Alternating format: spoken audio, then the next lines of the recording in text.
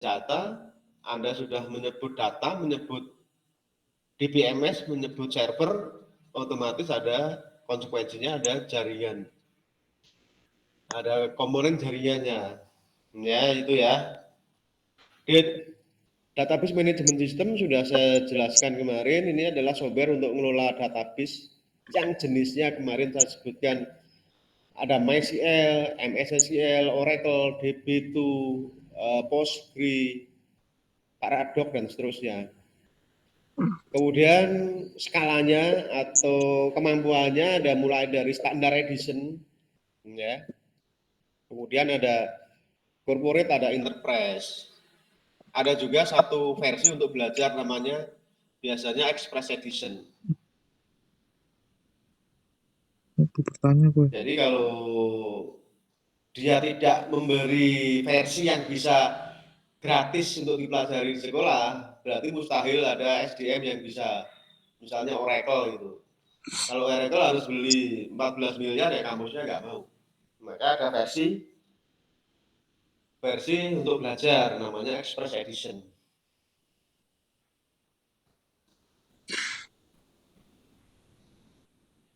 Buku-buku pendukungnya Anda bisa cari di internet, ya.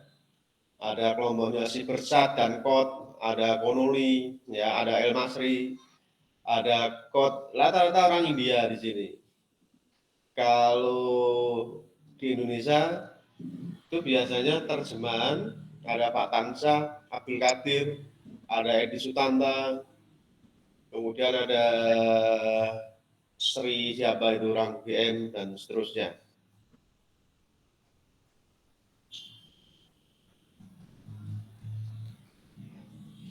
Oke, teori pengertian basis data bisa digambarkan himpunan atau kelompok data, arsip. Jadi ini sebenarnya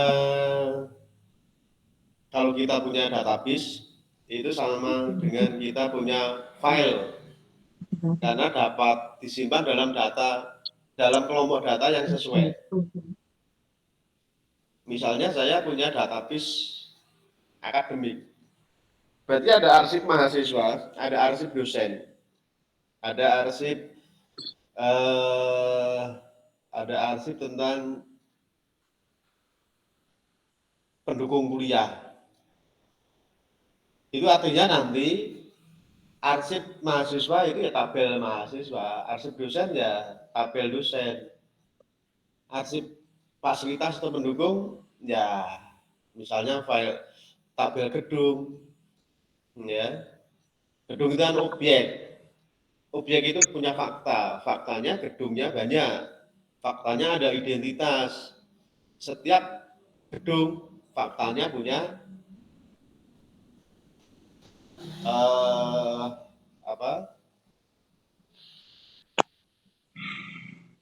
punya kelompok. Oh, gedung H, lantai berapa, ruang berapa.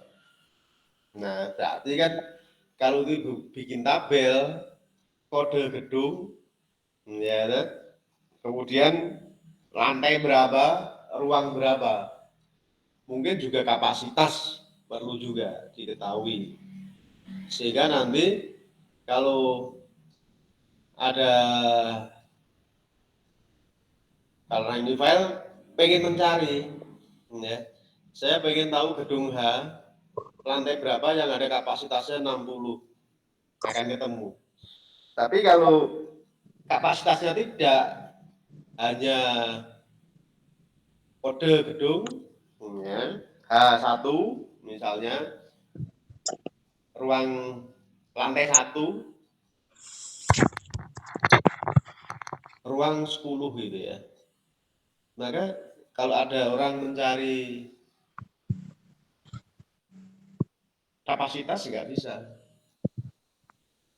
Nah, kalau ada kapasitasnya maka bisa diseleksi.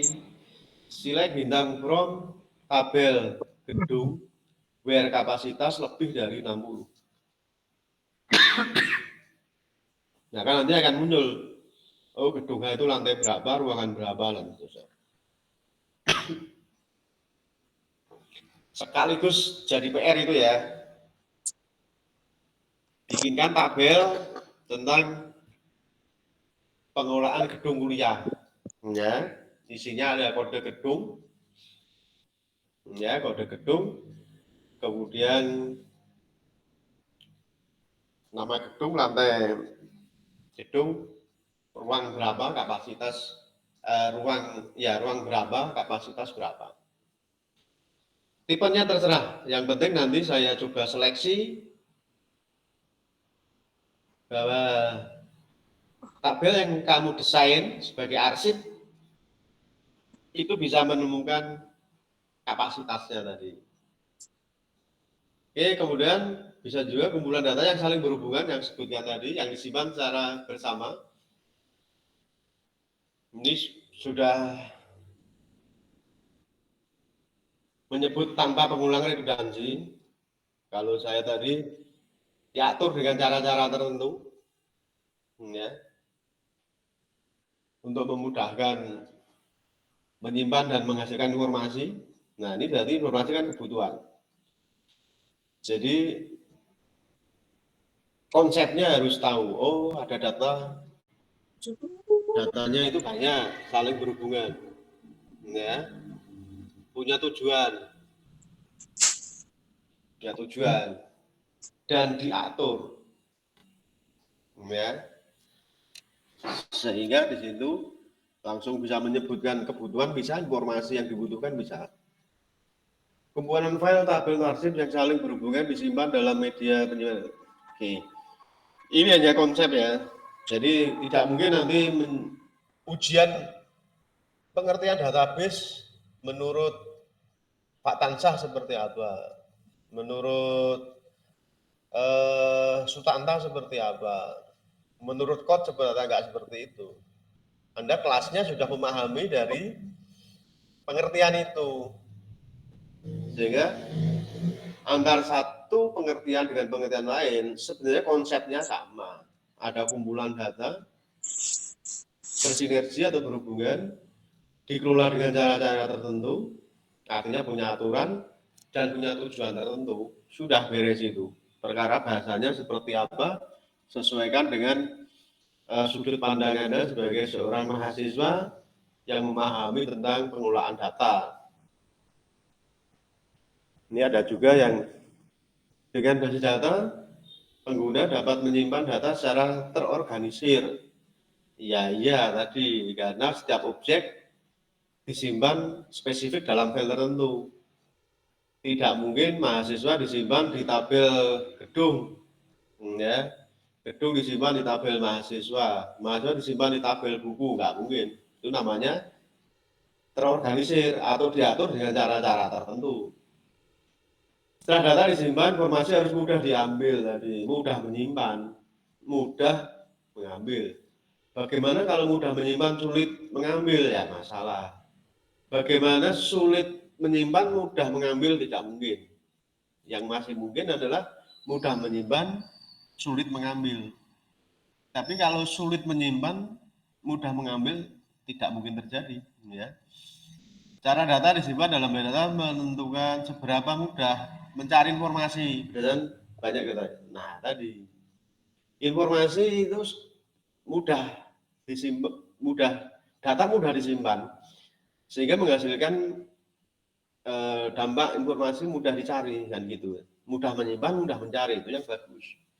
Sehingga seperti saya jelaskan kemarin, kecerdasan untuk membuat fit atau kolom dalam database, Anda harus menganalisa sebegitu banyak fakta dari objek. Misalnya mahasiswa ada NIM, ada nama, ada alamat, ada nama orang tua, ada alamat kos, ada hobi, ada status pernikahan, dan seterusnya. Kira-kira apa yang paling esensial? Ya sesuaikan dengan kira-kira transaksinya apa saja. Kalau kolomnya adalah betul-betul digunakan untuk transaksi, kebutuhan transaksi, berarti Anda sudah cerdas. Orientasi daripada membuat kolom itu adalah sesuai dengan kebutuhan informasi. Coba bayangkan tadi, kalau ada informasi yang dibutuhkan tentang kapasitas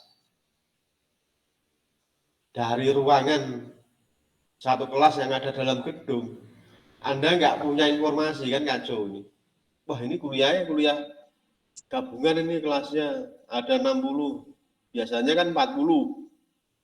Gedung mana ya yang ada ruangan kapasitas 60? Nah, berarti ruangan itu punya fakta, kapasitasnya adalah penting. Sehingga Anda kasih kapasitas.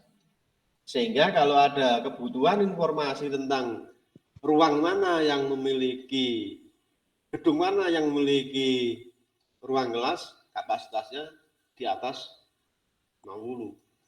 Ya, bisa ketemu. Data pun harus mudah ditambahkan ke dalam data. Nah, ini maksudnya data mudah disimpan. Menyimpan itu berarti menambah atau menulis. Mudah dimodifikasi, ya, artinya transaksi. Mudah dihapus, dimanipulasi juga pada saat tidak dibutuhkan. Enggak gitu udah ngerti loh kan. Simple set kumpulan data berisi informasi yang sesuai untuk sebuah perusahaan, artinya tujuannya tertentu. Kalau tadi saya menyebutkan ada koperasi, ada toko buku, ada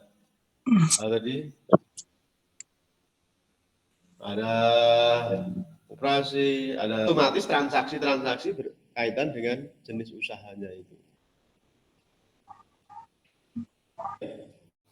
Base data adalah kumpulan seluruh sumber daya berbasis komputer milik organisasi. Jadi kalau kita dalam satu perusahaan, semua sumber daya itu terkomputerisasi ya dalam satu organisasi. Nah, tetapi ada beberapa sumber daya yang bisa ditemukan di tempat lain, ada sumber daya yang tidak ditemukan. Komputer adalah sumber daya, ya.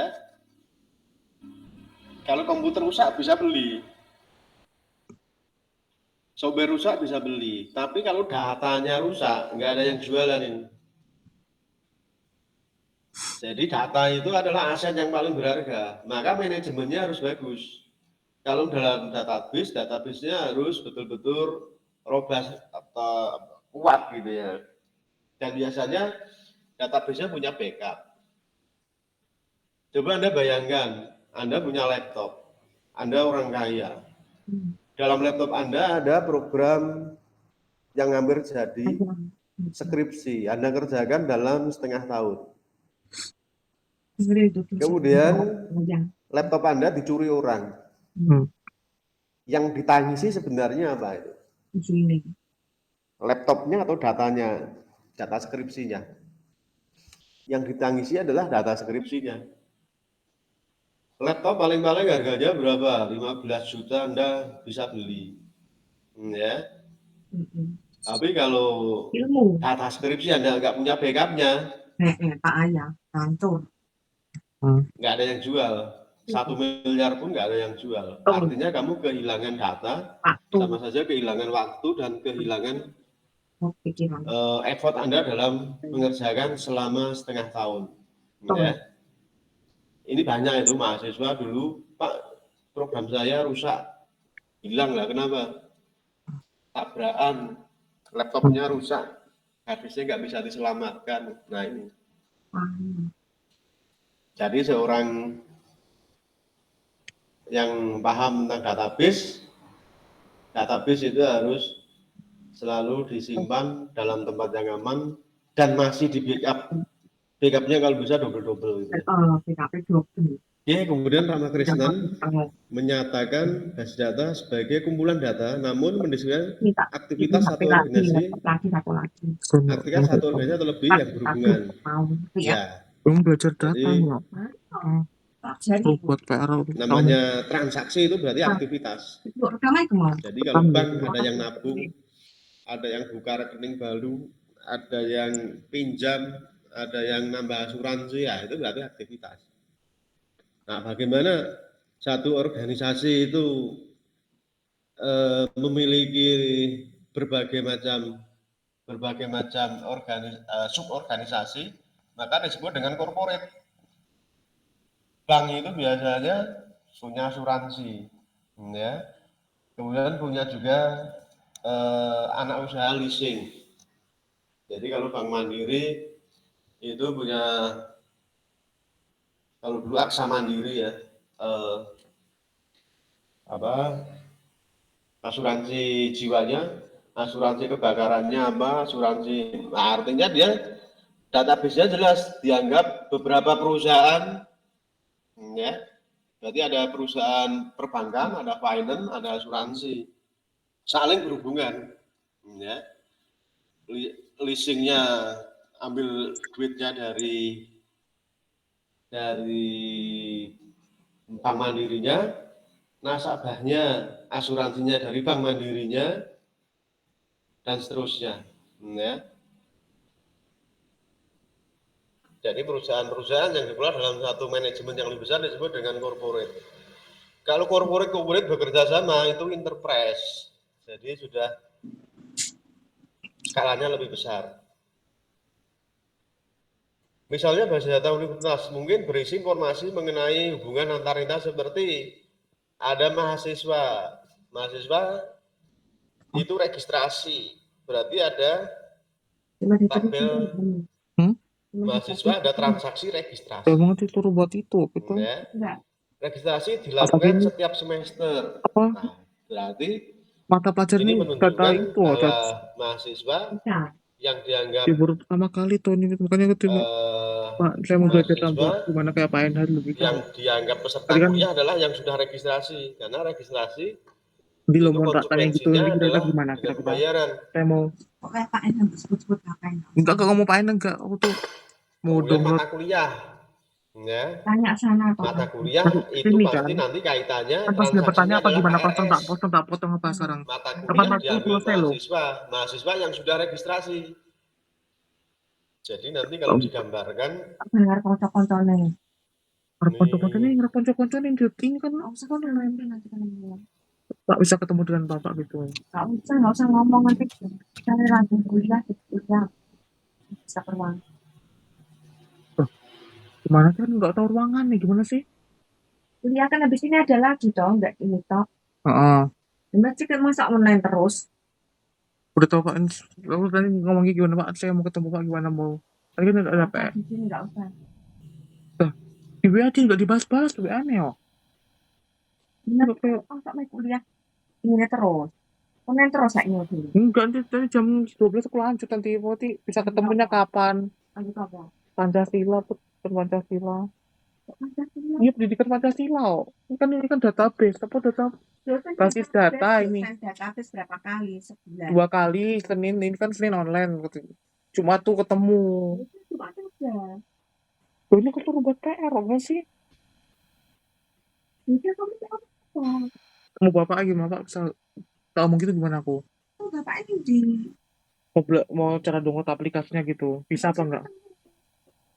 belum ketemu. mahasiswa Bisa download, bisa nggak Pak? SPP Download doang kan cetak sendiri dulu buat database ya. Mau belajar sama Bapak sama transaksinya Pokoknya les, mana mau bisa gitu. Udah tinggal aku udah diri. tadi dia nggak dibales kok. Aku lebih berarti. Udah waktu registrasi. mana ada dosen les ini. Aduh, angel oke.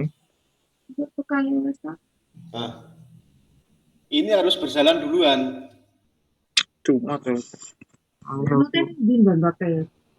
Otomatis di sini akan menghasilkan mahasiswa yang registrasi dan yang belum registrasi.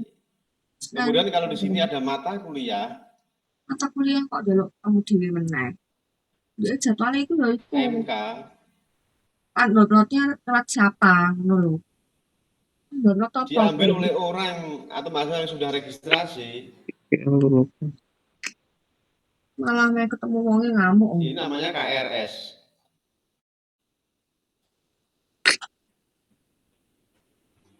Nah, berarti nanti ada tabel mahasiswa, itu berarti tabel master, ada tabel SPP, itu disebut tabel master, ada transaksi, ya, relationship-nya di SPP.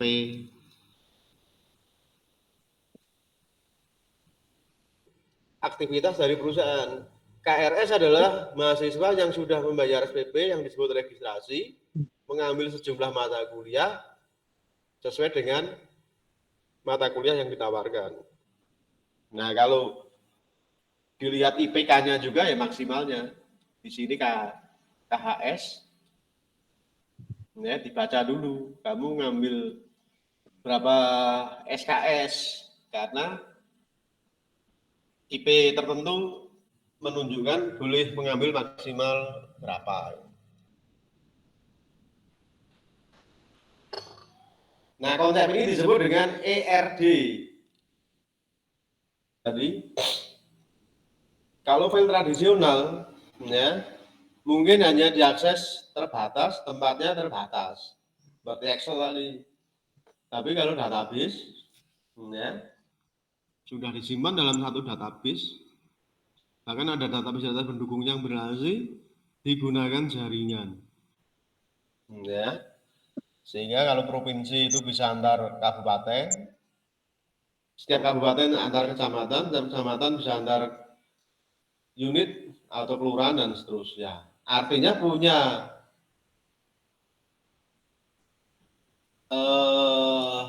kaitan pekerjaan, ya, sesuai dengan prosedur pekerjaannya. Oke, ini sudah tadi ya, pengurusan file tradisional, satu aplikasi dari sekumpulan program aplikasi, file data, dan prosedur mengerjakan satu proses atau fungsi tertentu, nggak bisa lebih dari berbagai fungsi. Setiap program aplikasi dalam satu lingkungan proses file tradisional khusus beroperasi file data yang spesifik untuk aplikasi tertentu, misalnya pakai antar file data dalam satu aplikasi, antar aplikasi tidak ada hubungan. Ya, kalau ada hubungan dipaksakan. Misalnya sharing folder itu ada hubungan sebenarnya. Cuman secara logika nggak ada hubungannya. Secara fisik filenya mungkin ada hubungannya. Artinya di situ dia hanya membangun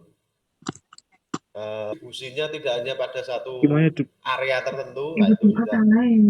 nggak mungkin file tradisional. Bareng bapak aja gitu ya. Minggu Jumat lain. Oh, pribadi. Keterbatasan tersebut, ya file tradisional di sini data menjadi terpisah dan terisolasi karena antara file tidak terhubung. Ini Ya. berangkat pun di bawah. Muncul redundansi data, saya sebutkan tadi, data yang berlebihan, yang tidak dihindari karena setiap aplikasi punya file data sendiri-sendiri.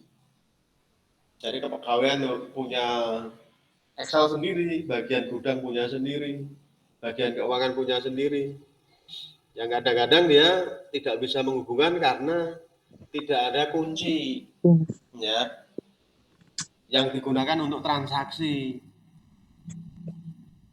Kalau dalam database setiap master kuncinya itu kunci primer atomik, artinya satu kolom saja bisa cukup untuk kunci primer. Tapi kalau transaksi, file transaksi